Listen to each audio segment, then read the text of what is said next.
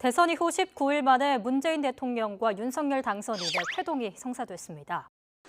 당선 9일 만에 신속히 꾸려진 윤석열 당선자의 대통령직 인수위원회.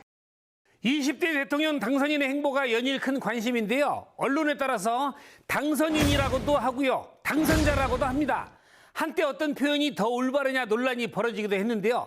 당선인과 당선자, 어떤 차이일까요? 사전적 의미로는 당선인과 당선자 모두 선거나 심사 등을 통해 뽑힌 사람을 가리키는데요. 차이는 보다시피 마지막 한자에 있습니다.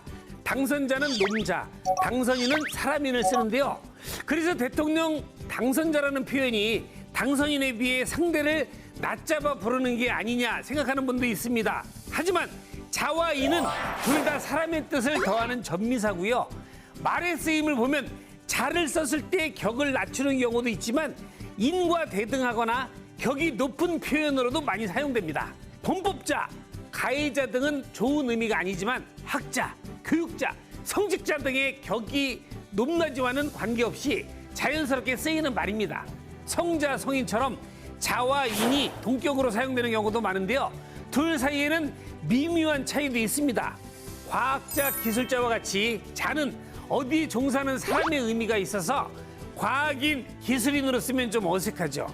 반면 방송인, 우주인, 연예인 등은 방송자, 우주자, 연예자 등으로 쓰진 않는데요. 이렇게 인을 붙인 경우는 그 분야의 어떤 한 사람을 가리키기보다 같은 범주 안에 있는 모든 사람을 가리키는 뜻으로 무게가 실립니다. 이런 미묘한 차이로 대통령직에 종사하는 특정인을 가리키는 대통령 당선자가 더 정확한 표현이다 의견도 있는데요. 사실 2000년대 중반까지만 해도 언론에서는 통상 대통령 당선자로 불렀습니다.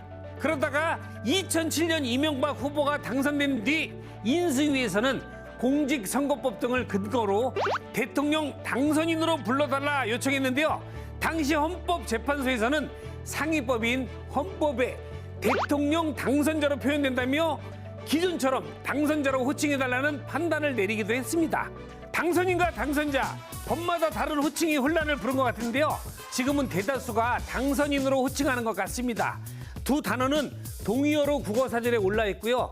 대통령 당선자로 부른다고 해서 그 사람의 격을 낮추거나 틀린 표현은 아니라는 사실 기억하면 좋겠네요.